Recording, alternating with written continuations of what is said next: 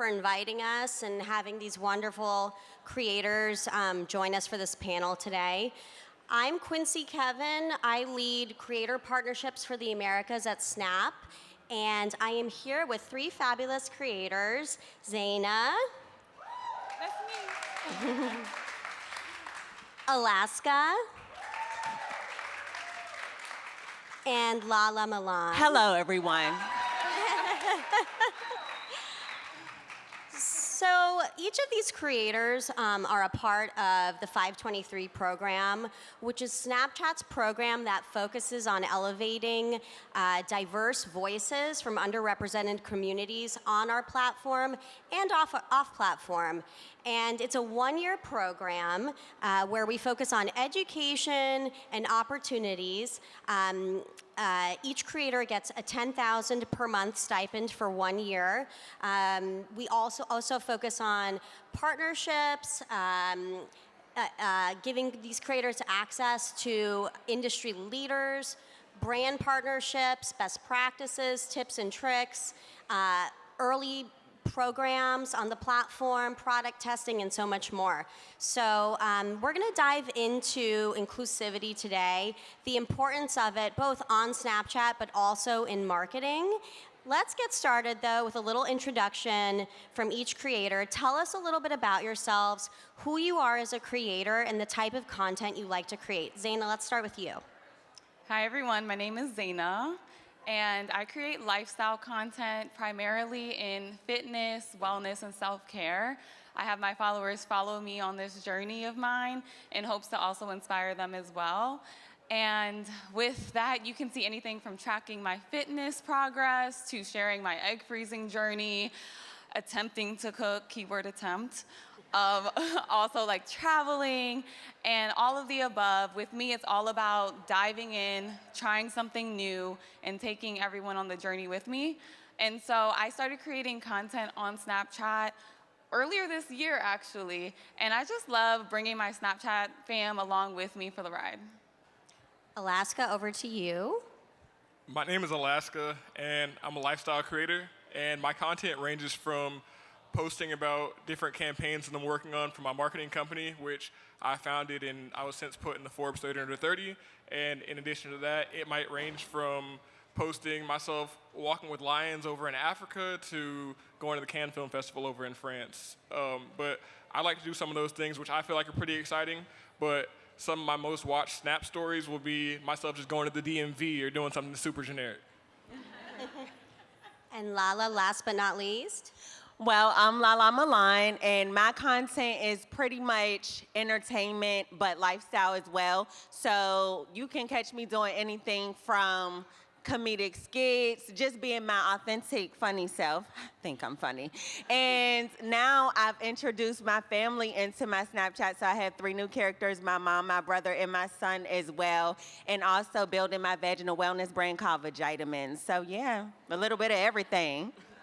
And I'd just like to add that her beautiful son is upstairs in the green room as He's right there. Oh, he's over He's there. so cute. There he is. Look at him. I'm a mother. So Yeah. adorable. I can't. Okay, let's dive into Snapchat a little bit. How do you three use Snapchat versus other platforms to reach your communities? I'll start. Okay. So for me, honestly, Snapchat has been a breath of fresh air when it comes to creating content and connecting with my audience. And I just love being able to take my Snap fam along with me throughout the day without worrying about editing, trending songs, posting times. Like, I don't have to have that pressure where I could feel like I could show up as myself. And I can have my clumsy moments and they accept me for who I am.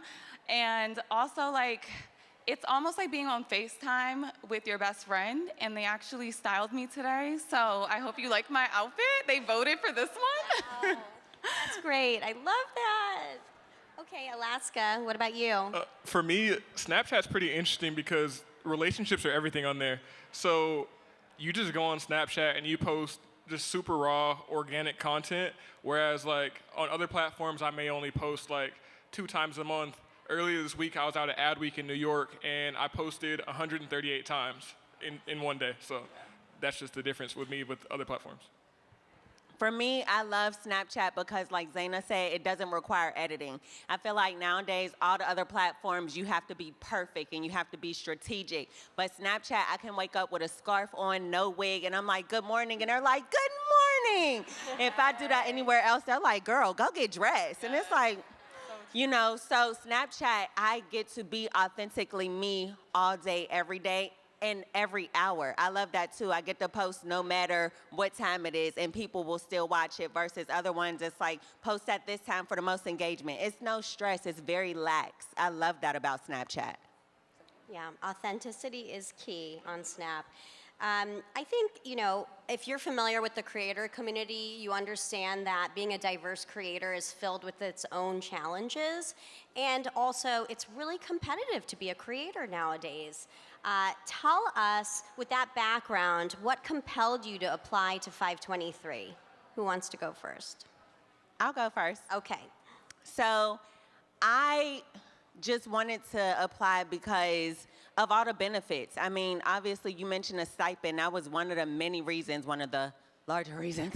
But also too, it was the fact that they were like, okay, you can get more knowledge about the platform. For me, I'm always on there. So anytime that I'm using a platform on a regular basis, I want to know the ins and outs to it, how I can be better on it and see if I can actually tackle that challenge. So I was like, you know what? I gotta put myself into it and see if I can actually get in. And I was shocked because I think it was hella submissions. Yeah.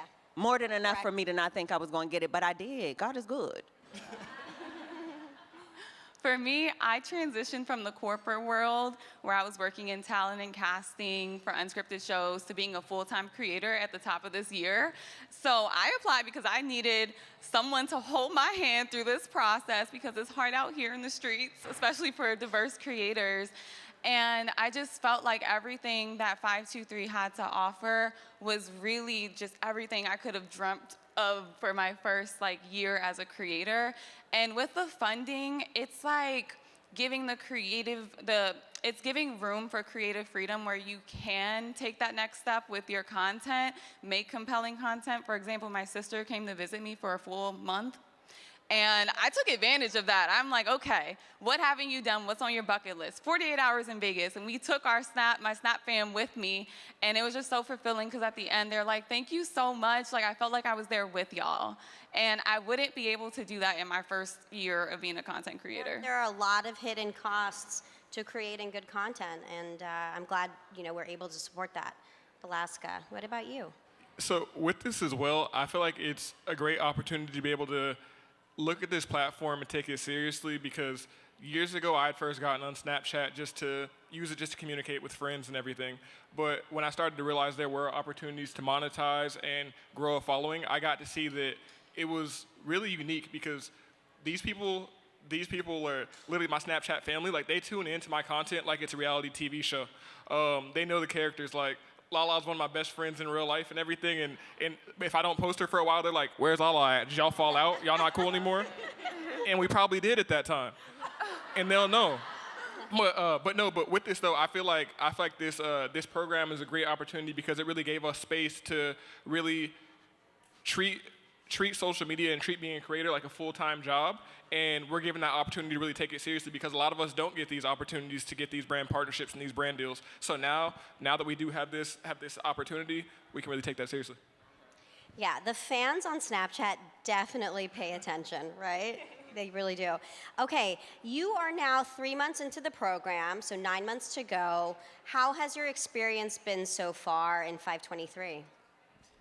So for me personally, it's been a great opportunity because we've been put in front of different potential brand partners and different opportunities, and we've been steered and given opportunities to learn how we can create content that'll perform best on the platform and understanding those best practices. And I think that it's interesting because it hasn't only benefited us, but also the different people that we know and that we're connected with. Now we can tell them as well, like, hey, if you want to get paid on Snapchat, if you want to grow, if you want to do X, Y, and Z, you can go on Snapchat and you can use any content that you post on any other platform. You can post all on Snapchat, and they reward you for it for being yourself. So you can go on Snapchat and you can post like more longer form curated content on Spotlight. You can go post like just something generic, or I was just walking up the stairs and I recorded like the whole audience down here, and I was like, this looks kind of dope, and I just posted on my Snapchat. So there's an opportunity to post any type of content that you can make on Snapchat, and I like that, and it's cool that I can then communicate that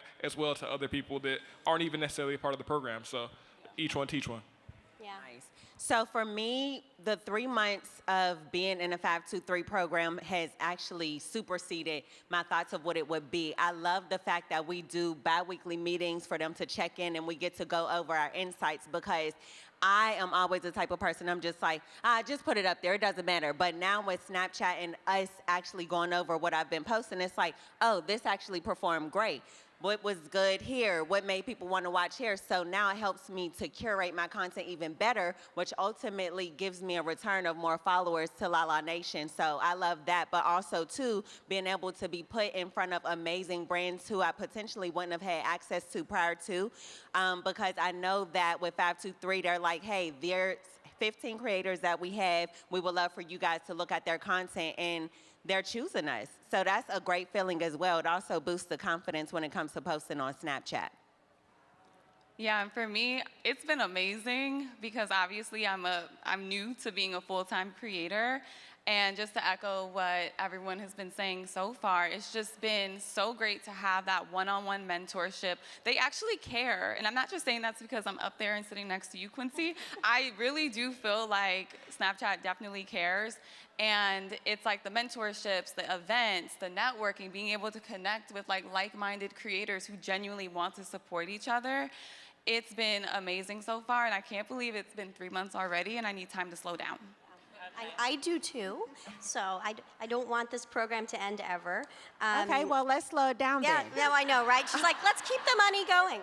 I do want to just emphasize one point that you made, Alaska, about the ripple effect of, education, tips and tricks. When one creator learns a tip, then all of a sudden it spreads to the rest of their creator community, and that's why fostering creator community is so key.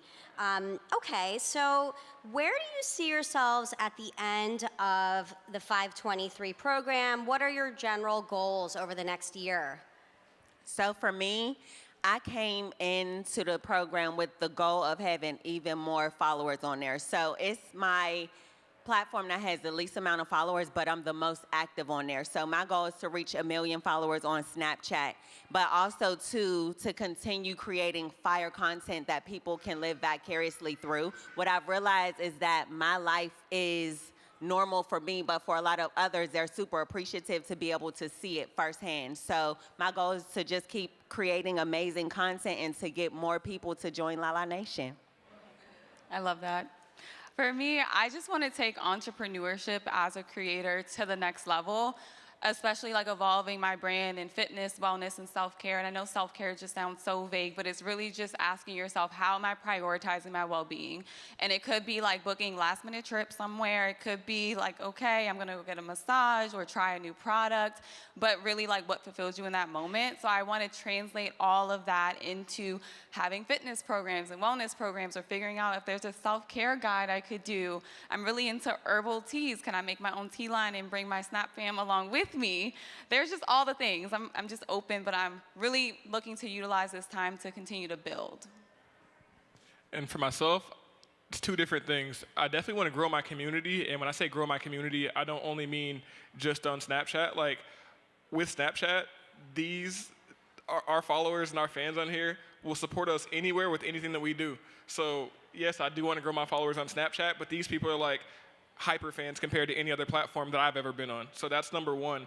Then in addition to that, I've always been the type of person that has invested in the type of, I invest in myself, and when I say that, I mean I'll invest into my content, I'll invest into an opportunity, and I feel with the exposure that we're getting from being put in rooms like this in front of people like you all, thank you all for coming out, by the way, but with these types of situations, with getting this added exposure, I feel when people see the types of things that we can make and the types of things that we can do, I feel the types of brand deals and the brand partnerships that we can have at the end of the year will really be staggering when people see oh wow, earlier this year, we had an opportunity with Clinique, for example, and they put us all in a room, and they were like, hey, can you guys just come up with a creative commercial in 15 minutes? Me, personally, that's not my main work style, so I couldn't come up with anything great, but However, in like 4 minutes, I'm sitting there like, I'm literally just sitting there with my piece of paper just stuck.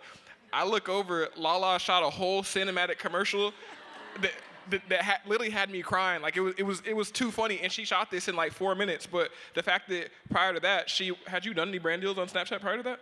Never. I didn't know that brand deals on Snapchat was a thing. Yeah, so It's a thing. yeah. Real No, big. all of you, it's a thing. But I like that now we have that exposure to where now we can win and we can get opportunities, and like you said, like not only can we get those, but other people can know as well. Like, hey, you can get on Snapchat and grow. Yeah. Let's dig in a little more to the brand space on Snapchat.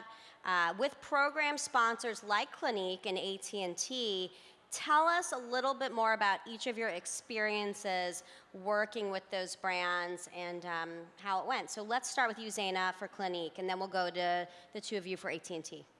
So Snap helped me get a brand deal with Clinique, and honestly, it was a very seamless process when it came from the very beginning of getting the brief. It was very thorough to me submitting ideas for it. It was just a very seamless process, and the one thing I also appreciated about it in particular is because I was able to interweave my own personal journey into the story that I was telling. So for example, the first video that I did, I was in the jungle for a women's retreat. And I wish I had a product like Clinique because it protects your skin barrier, and the jungle water just like disrupted my skin barrier. So my followers had already seen me in the jungle complaining about my skin, so I was able to kind of weave that in and then say, but I also have upcoming travels coming up, so I can now start using this, and it's all like reality and it's true. So I really appreciated that they were able to let me do my thing with storytelling, so it was more authentic for my POV. That's really cool. It just sounds like it was a seamless integration into your actual life and didn't feel, fake to your fans. Okay, Alaska. So when AT&T gave me an opportunity to make this brand deal with them, it was cool because they sent me back to my campus of Howard University. And because I went to Howard, when I got there, I already knew the different things that I wanted to capture. Like, I wanted to capture the drum line. I wanted to capture the flag dancers. I wanted to capture the different fraternities and sororities and get the different main crucial people on campus. And I felt like it was cool that we were given that opportunity to go ahead and create content in that way. And working with people who literally live in those communities and are part of those communities, I think that it's just super beneficial that we're given those opportunities. So it was great that AT&T really gave us that opportunity, and it was a fun thing to get to go back to my old school and get to go check it out and create something that could help current students be able to get scholarships and things in the future. For me, working with AT&T was horrible. Just kidding. I had a ball. They were absolutely fun to work with. I love how they gave me my own creative freedom to do what I wanted to do. They actually hooked me up with a young lady who was in the program, and it was so cool because she also mentioned that she wanted to get into hosting. So out of working with her, not only did I get to build like a genuine mentorship per se, but I was also able to get a brand deal with her because she works with a company, and I was like, okay, but it was so cool because they introduced me to somebody who I would have never crossed paths with prior to. So that, but also too, just being able to open the doors for other people to join a brand, AT&T, and them getting scholarships. I thought that was amazing because I love to always give back in different ways. So I was like, cool, that's off my checklist to give back scholarships. Yeah. What? Each of those deals sound really unique, and I see a lot of pitches from brands, and I don't know, those sounded pretty cool. Okay, we've got a lot of people in this audience who, structure the creator marketing strategies for brands. Now is the opportunity. What brands resonate with you three on a day-to-day basis? If there were a brand that you would love to work with, that you use or encounter in your daily life, which brand is it? Who wants to go first? I work out a lot in the fitness space, so for me, anything fitness related when it comes to either Gymshark or recovery, so important. So like Therabody or Stretch Lab, but then also just I drink a lot of coconut water too. Hydration, everyone, drink coconut water. So Vita, hello, hi. The list can go on. My brand is all about just trying new things, but those are some that come top to mind. And travel, Expedia, Airbnb. Are you out there? Alaska. I travel a lot, and I do a number of different luxury experiences. So if brands were to come in and help me pay for those things, that'd be great. Luxury. But in addition to that, though, one thing that I think is pretty interesting with this is that sometimes there'll be a brand and it'll be a situation where it's like, does that really make sense? So like, if y'all can't tell, I'm pretty into fashion, and I was talking to one of the major shoe brands, and they showed me a shoe, and I was like, no disrespect, but that shoe isn't the best fit for me right now, even though they had a big budget for the shoe. But conversely, I thought about it, and it's a situation where like the next time I'm traveling over to Japan, for instance, or if I'm going to a Grand Prix, then I would then contact the brand and say like, hey, I'm gonna go over to Japan. I'm gonna get into the street racing scene over there. I feel like I could wear that shoe with like some bell bottoms over there, with really like a Tokyo Drift type vibe, and then it would be more authentic to my brand. But I feel like I wouldn't stretch anything to make it be not authentic. But just give us some opportunities to be creative, and if it makes sense, then great. And if it doesn't, we understand too. Very prescriptive. I like it. Okay. Very kind, very demure. So for me, I would have to say I'm so focused on being a mom. The baby brands, shout out to Pampers. Oh my gosh. My son is very thirsty, and that means he's always using the bathroom, and that's the only diaper that holds him, okay? So Pampers, y'all the realest. So I would have to say Pampers at the forefront, but also too, I'm into so many different things, and what I always say, I feel like oftentimes brands will look at the content that we post and be like, that won't be a good fit. But it's like, I'd be open to trying different things. So I'm really open to seeing brand partnerships, but also to Colgate, because I have a natural, beautiful smile. There's no veneers in my mouth, and they're white and beautiful. They are beautiful. Thank you. Well, I feel like the three of you have already started dropping some knowledge for our brand friends in the audience, but when it comes to reviewing pitches and briefs, what stands out to you when those come across your desk?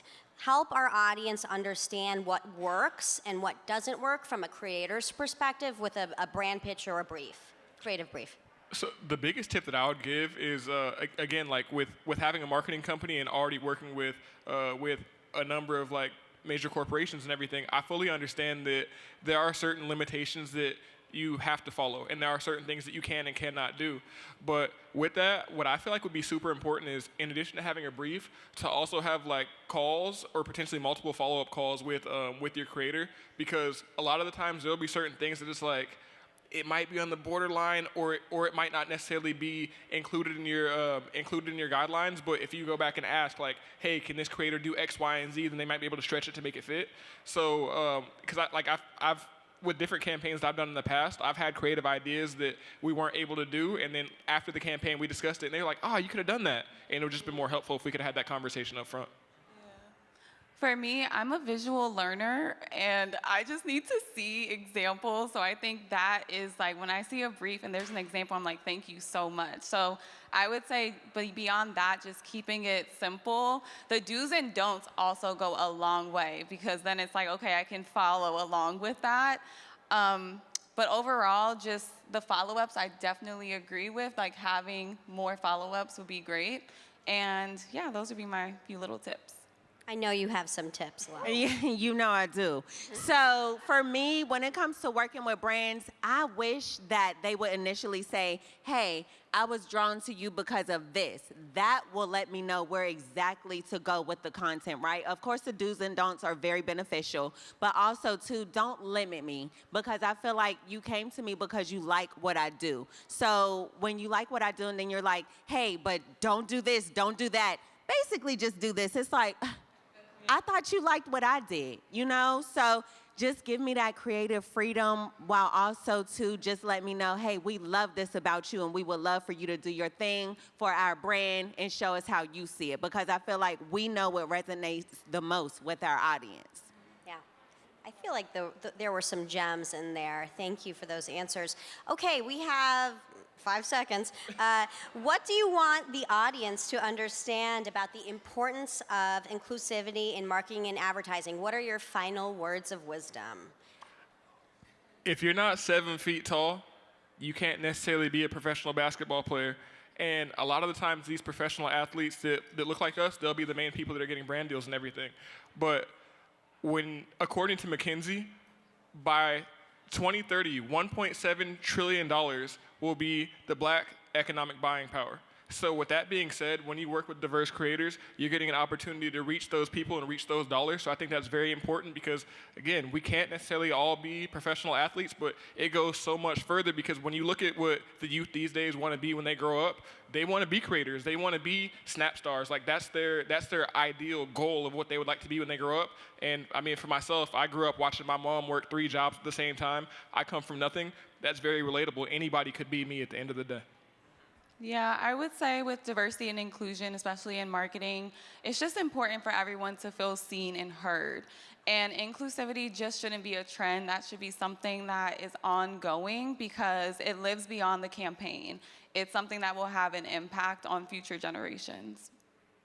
I feel like inclusivity is super important simply because a lot of times brands, what I've noticed is that they actually have higher ups who are out of touch. So when you do inclusivity and have new people who we've never seen with your brand, you're opening up the door for more of an audience, more consumers and everything like that to know about your brand and to absolutely love it because you allowed them to see it through the perspective of other people who you probably wouldn't have considered before. So make sure y'all including everybody. And when I say everybody, I really mean us because I ain't gonna lie, we get cut out a lot. Powerful words from 3 incredible creators. Thank you so very much. Thank you. I love you. I adore you. That's a wrap. That's Thank our you, time, guys. folks.